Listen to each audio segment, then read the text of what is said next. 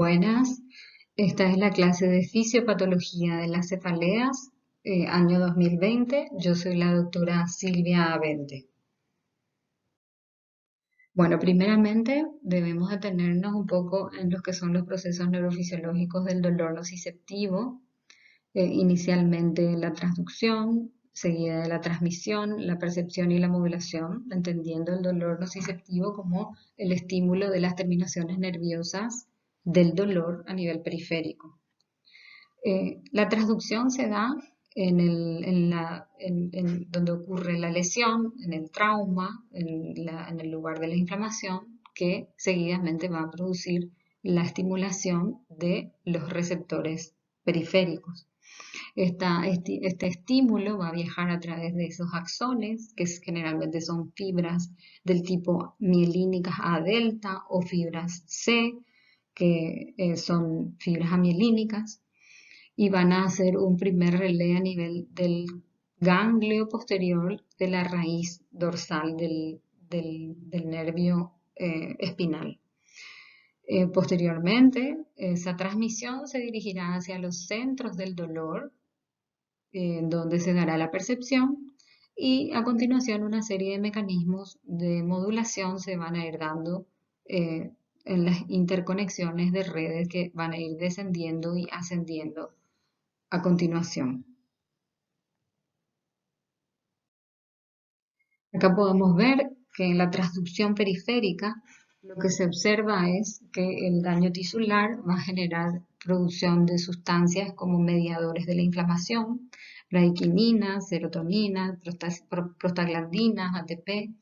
y a su vez este mismo estímulo que es percibido por las neuronas por las neuronas que están a nivel del ganglio de la raíz dorsal, va a hacer que ellas mismas liberen sustancias que son mediadoras también, pero en este caso son consideradas neurotransmisores como la sustancia P, el péptido relacionado con el gen de la calcitonina, que van a amplificar reclutando a otras células como mastocitos y neutrófilos, y se va a amplificar de esa manera la respuesta inflamatoria. Es interesante tener en cuenta que a este nivel también actúan las neuronas postganglionares simpáticas que tienen influencia noradrenérgica, y esto es interesante porque también hay otros mediadores como los opioides endógenos que activan los receptores delta y kappa presentes en estas terminales nerviosas de las neuronas postganglionares y que bloquean la síntesis de prostaglandina E2. Esos son puntos interesantes de tener en cuenta para considerar después por qué tienen injerencia de este nivel ciertas terapias y tratamientos que se utilizan en el dolor. Las vías del dolor son las proyecciones que van a tener estas neuronas que van a ingresar a través de la raíz dorsal del ganglio espinal, a través del cuerno posterior de la sustancia gris de la médula, en donde van a tener asiento las primeras interconexiones neuronales que pueden llevar en su mayor contingente a los haces espinotalámicos laterales y anterior, además de otras conexiones con la sustancia reticular, los núcleos mesencefálicos, el tracto solitario y los cordones posteriores. Como dijimos también, hay interneuronas medulares inhibitorias y excitatorias que participan en el mecanismo del control y del dolor y también de los reflejos espinales. Las sustancias involucradas son generalmente la serotonina, la noradrenalina, la encefalina, el neurotransmisor GABA, según los centros a donde van a ir a terminar estas vías. Las estructuras centrales asociadas al dolor, por supuesto, sabemos que la corteza es un área fundamental, la corteza somatosensorial, el complejo parietal posterior, el área cingulada, pero también otras áreas que quizá no tendríamos tan presentes por nuestra lógica, como por ejemplo el área motora suplementaria o la corteza cingulada anterior, la corteza prefrontal, participan activamente en ciertas funciones de control también el tálamo, la amígdala y varios de los centros que se encuentran a nivel del tronco encefálico. Eh, por decir, la formación reticular vulvar, que se encuentra implicada en la regulación de los signos vitales, la motricidad,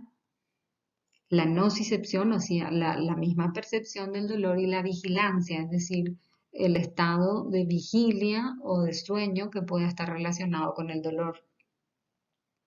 También otra formación como la formación reticulomesencefálica, que interviene en una interfase con la amígdala y el hipotálamo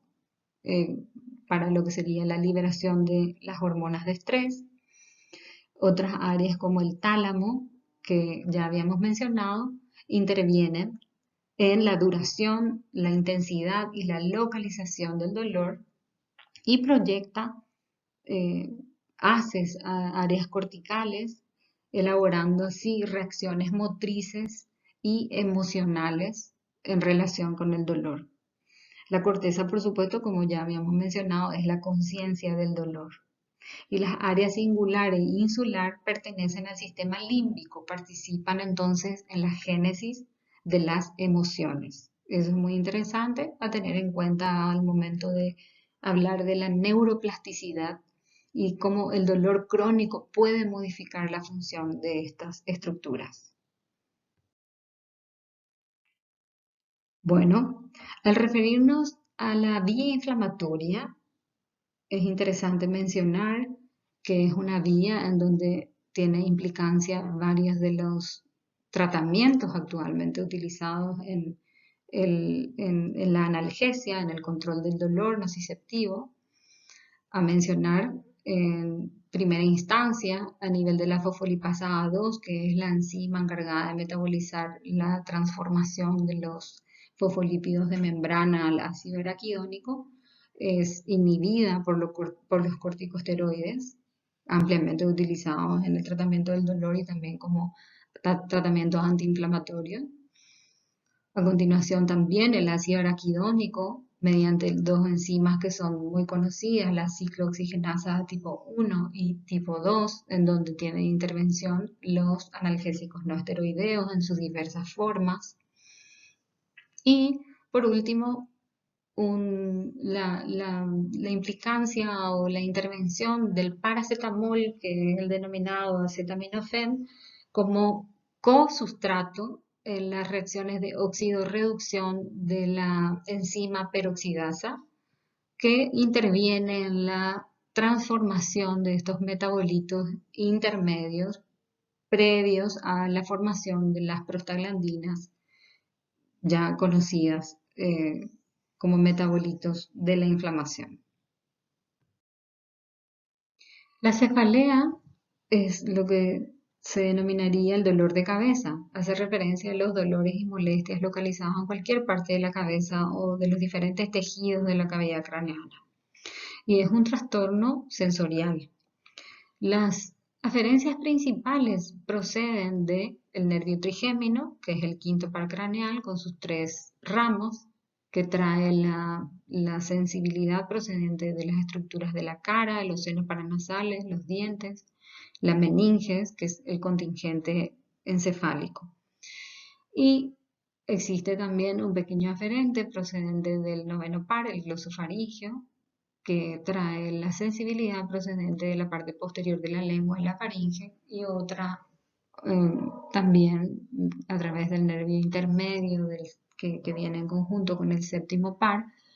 un poco de sensibilidad del área anterior de la lengua y del paladar blando. Esas son las estructuras que perciben el dolor a nivel del sistema nervioso central. El cerebro no cuenta con terminaciones de dolor. El cerebro es un órgano que no duele. Entonces, las causas del dolor cefálico radican principalmente en la dilatación y distensión de las arterias y de las estructuras venosas intracraneales, también la tracción y desplazamiento de las cubiertas durales, o la compresión, tracción o la inflamación de los pares y las raíces cervicales, el espasmo y la inflamación de los músculos craneales o cervicales, la irritación meningea, el aumento de la presión intracraneana y la perturbación de ciertas proyecciones serotoninérgicas intracerebrales.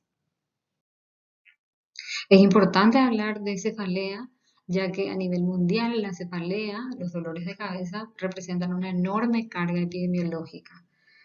Solamente cuando hablamos de migraña, hablamos de una prevalencia de más del 15% en América del Sur.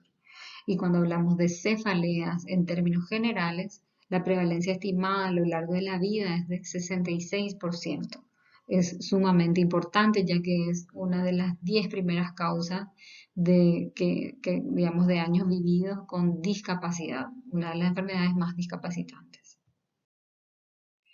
Y el Comité de Clasificación de la Cefalea, que es el comité oficial para la clasificación de las cefaleas a nivel internacional, en su tercera edición del año 2018,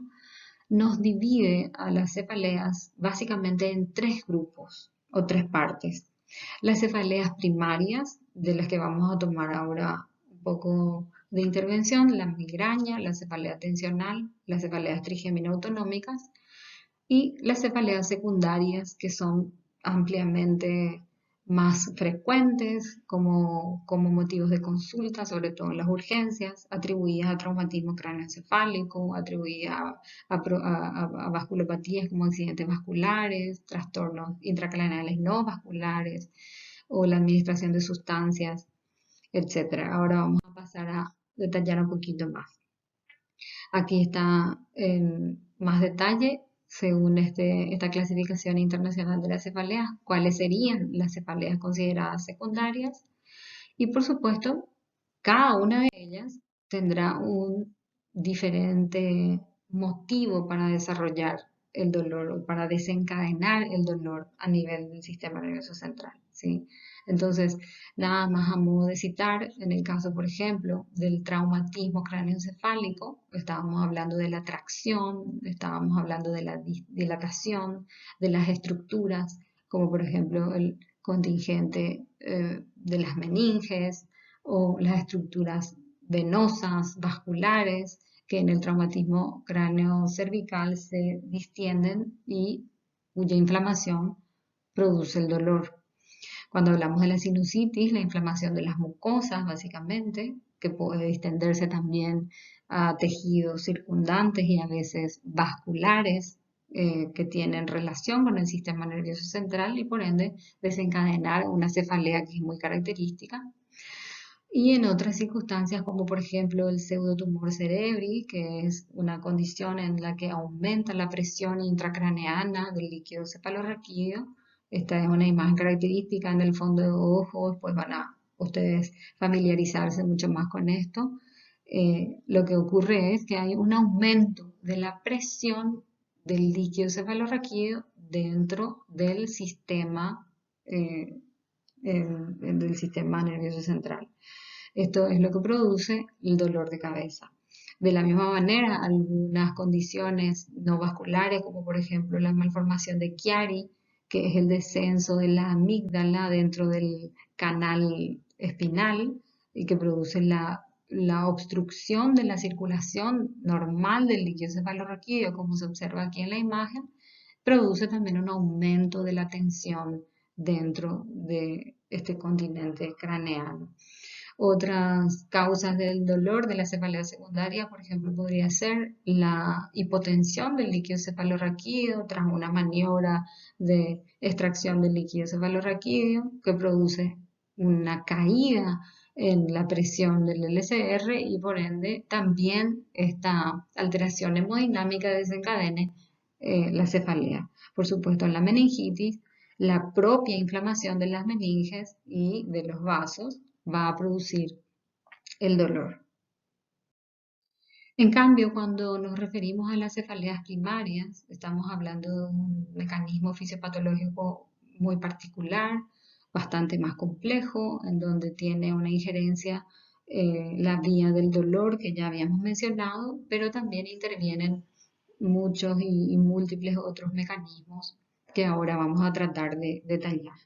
Las cefaleas primarias se dividen básicamente en la cefalea de tipo migraña, la cefalea tensional y las cefaleas trigémino-autonómicas. Este es un esquema que es bastante clásico, en donde se trata de alguna manera de simplificar y tipificar cada una de las cefaleas y las características de estas según el tipo de cefalea primaria de que se trate, como por ejemplo en el caso de la migraña, la típica cefalea hemicraneana o de afectación unilateral, acompañada de otros síntomas que ahora vamos a definir, la cefalea tensional, en donde el compromiso es habitualmente holocraneano o más predominante hacia la región anteroposterior del cráneo, y la cefalea en brotes o la cefalea acuminada o también denominada cefalea en racimos, que es un tipo o el tipo más característico de cefalea trigémina autonómica, siendo estas tres principales las cefaleas denominadas cefaleas primarias. Bueno, inicialmente hablando de la cefalea tensional, no vamos a detallar mucho los criterios diagnósticos, simplemente vamos a referirnos a las características semiológicas, cómo refiere el paciente el dolor. Generalmente habla de un dolor de localización bilateral que tiene una calidad opresiva o tensiva, por eso su nombre. Lo más importante es mencionar que no es pulsátil, ya que la pulsatilidad es una característica de la migraña. Generalmente es de intensidad leve a moderada, el paciente puede continuar haciendo sus actividades y no empeora con la actividad física. Algunas de estas características muy importantes, así como también la duración del dolor, ¿verdad? Habitualmente la cefalea tensional dura de 30 minutos a 7 días.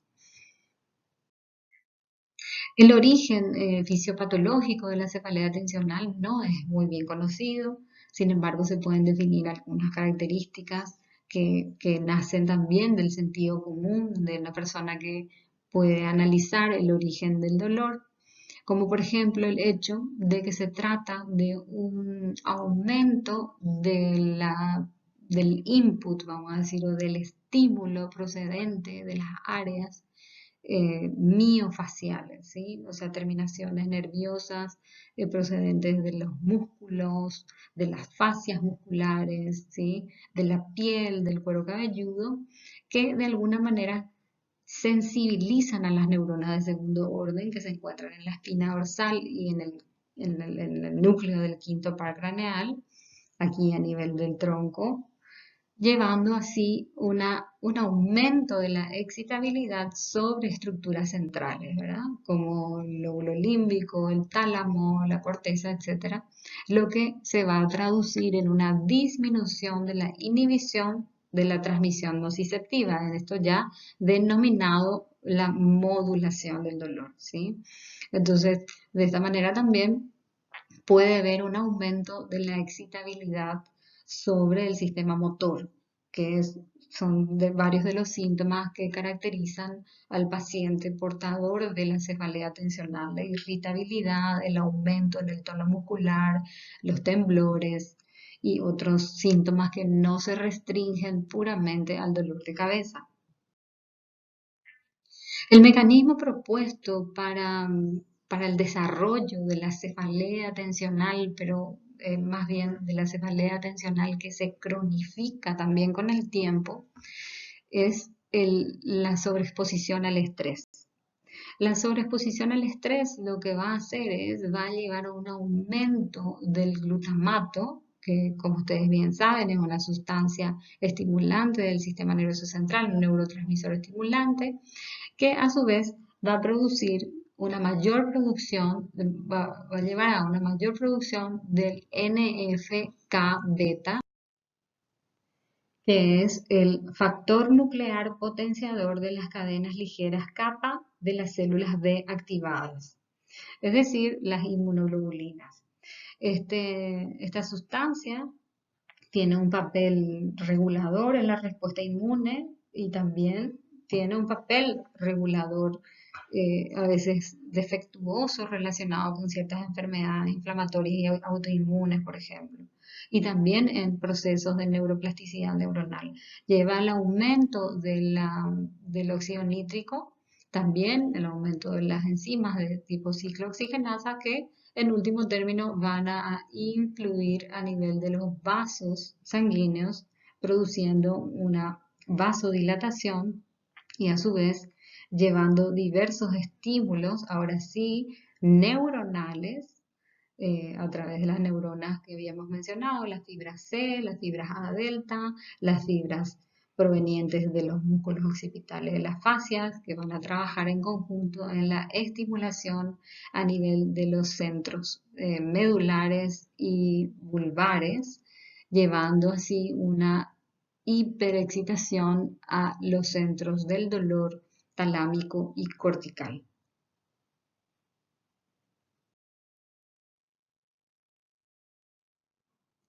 Cuando nos referimos particularmente a la migraña, nos referimos a un dolor que también tiene sus características. Es un dolor mucho más intenso que el dolor de la cefalea tensional. Es un dolor que habitualmente tiene una localización unilateral y tiene un carácter pulsátil, ¿sí? Eso es algo que lo identifica en un 80% de los casos de pacientes con descripción de dolor pulsátil y dolor crónico. Estamos hablando de migraña. La intensidad, como les decía, es de moderada a severa y tiene al menos algunas de las siguientes características asociadas: la presencia de náuseas y vómitos o la presencia de fotofobia y sonofobia. En una de las presentaciones de los tipos de migraña se caracteriza la presencia de auras, ¿sí? Son las denominadas migrañas con aura. El aura es un fenómeno que tiene diversas características, a veces puede ser visual, sensitivo, a veces se describen como auras del lenguaje, todos ellos con la particularidad de ser completamente reversibles, por eso son auras, que tienen una duración de entre 5 minutos y aproximadamente 60 minutos. O sea, lo característico del aura es que llega hasta 60 minutos y esto tiene implicancia en la fisiopatología por un fenómeno que vamos a describir enseguida. Pueden ser, como referíamos recién, auras visuales, que se ve, esta es la más frecuente de todas, el 90% de los pacientes, en donde el paciente luego observa un espectro de fortificación, le llaman, que es esta área donde se observa un escotoma, digamos, positivo, centelleante, que altera a la visión. Esto se puede ver como líneas de zigzag que se van desplazando incluso en el campo visual del paciente. También en un segundo término de frecuencia, el aura sensitiva es algo bastante descrito por ellos, con hormigueos, en la sensación de hormigueo en la punta de los dedos, en las manos que van ascendiendo hacia el hombro y luego incluso hasta la región de la boca, comisura, lengua, etc. Otras auras que son menos frecuentes pero que son interesantes de tener en cuenta son las auras del lenguaje. El paciente puede presentar incluso a veces como único síntoma el aura, a veces sin el acompañamiento de la cefalea. Es una dificultad para hablar, para entender lo que el paciente se le está hablando en ese momento, una dificultad para articular la palabra. Y así también hay otros tipos de auras más, digamos, floridas y llamativas, como por ejemplo el aura del tronco encefálico, en donde se observa disartria, vértigo, acúfenas, diplopía, ataxia, el compromiso del tronco encefálico. Las fases de la migraña constan como todo fenómeno neurológico complejo que es la migraña, tiene varias fases, ¿verdad? Incluso se puede iniciar hasta varios días antes del dolor y extenderse varios días posterior al dolor. El pródromo generalmente se acompaña de bostezos, antojos alimentarios, rigidez en la región del cuello, fatiga, cansancio. Posteriormente se presenta y se manifiesta el aura, pero esto no es en la totalidad de los pacientes, aproximadamente un 20% de los pacientes, en donde se pueden observar esas auras que describimos, y el dolor con las características que también ya mencionamos, de la pulsatilidad, la unilateralidad, etc.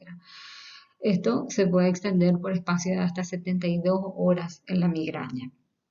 El El pósdromo es un periodo de recuperación, vamos a decir, que puede durar desde pocas horas hasta varios días posterior a la cefalea en sí, y así completa lo que se denominan las fases de la migraña. Cuando hablamos del aspecto fisiopatológico, no podemos dejar de mencionar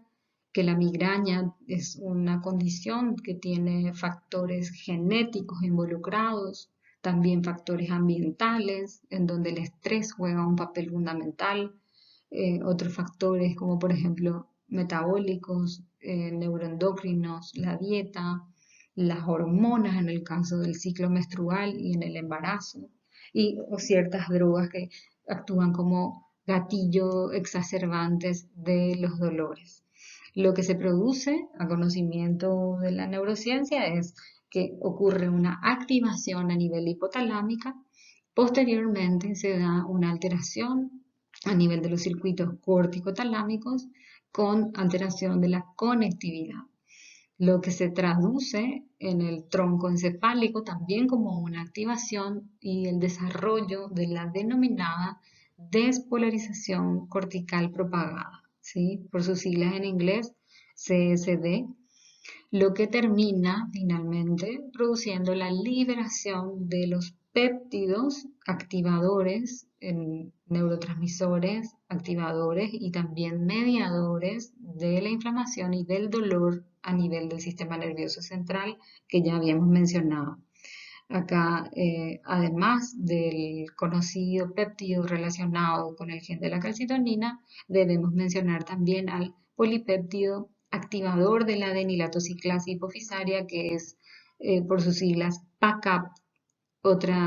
otro metabolito involucrado en este proceso digamos, el desencadenamiento del dolor en la migraña. Entonces, en esta primera fase, acá en la imagen de la derecha, podemos observar que lo que ocurre en la fase número 1 o el pródromo de la migraña son señales provenientes del hipotálamo lateral, como habíamos hablado, la activación hipotalámica. Este hipotálamo lateral o el núcleo hipotalámico paraventricular, junto con otros núcleos, activan al núcleo salival superior y luego, desde el núcleo salival superior, se produce un envío de estímulos neuronales al ganglio efenopalatino que proyecta a su vez a la meninges. En la meninges ocurre el aumento del tono parasimpático de los vasos, lo que lleva a la liberación de mediadores inflamatorios, de nuevo el PACAP que ya mencionamos, y el CGRP.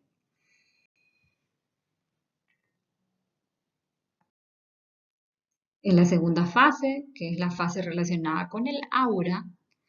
es cuando ocurre la depresión cortical propagada o despolarización cortical propagada, como habíamos mencionado. Esto es un fenómeno neurofisiológico en el que se observa una onda de despolarización que recorre toda la corteza cerebral desde la parte posterior hasta las áreas más anteriores, llevando consigo una alteración en la conductancia de los canales de potasio, lo que a su vez produce en primera instancia una hiperemia, eh, posteriormente seguida por una oligoemia, que es una hipoperfusión acompañada de hipometabolismo de origen puramente cortical que se propagan desde la corteza visual hacia la región anterior a un ritmo de 2 a 3 milímetros por minuto y conducen a una reducción del flujo sanguíneo cerebral en un umbral no superior a la isquemia, lo que evita que ocurra isquemia. Sin embargo, sí se producen los déficits. Y estos déficits son los denominados auras en este estadio de la migraña, en la fase 2.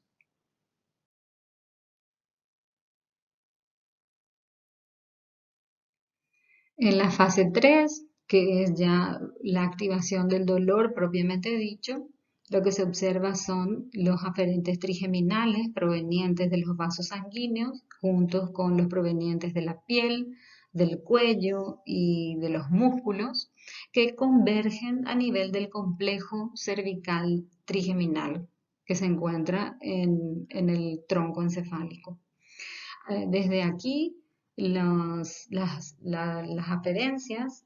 van ascendiendo a estructuras centrales como el tronco, el hipotálamo, el tálamo y los ganglios basales, de donde se definen las diversas características que acompañan al dolor, a la cefalea, ¿sí? Con sus componentes emocionales y cognitivos en conjunto con el dolor.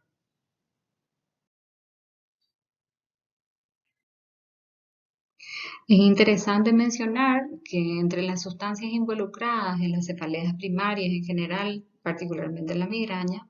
se encuentran los receptores de 5-hidroxitriptamina, que es una diana interesante utilizada desde hace muchos años en el tratamiento abortivo del dolor con la ergotamina, por ejemplo, o los nuevos fármacos más especializados en la estimulación de estos receptores, que son los denominados triptanes, en nuestro medio el sumatriptán. El- Estos fármacos lo que producen es la estimulación, o sea, son agonistas de los receptores de 5-hidroxitriptamina. En el caso de los triptanes, específicamente los receptores de tipo 1, que tienen asiento particularmente a nivel del sistema nervioso central y no tan difuso como en el caso de los demás receptores, lo que hace que estas drogas tengan una intervención más específica a este nivel y producen o llevan a una vasoconstricción que contrarresta esa vasodilatación característica de la migraña y de la cefalea, del dolor de la migraña.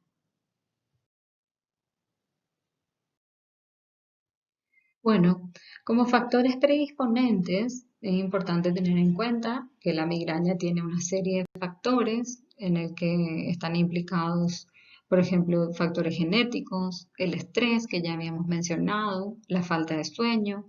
el periodo menstrual en la mujer, ciertos puntos particulares como los picos ovulatorios o los picos menstruales,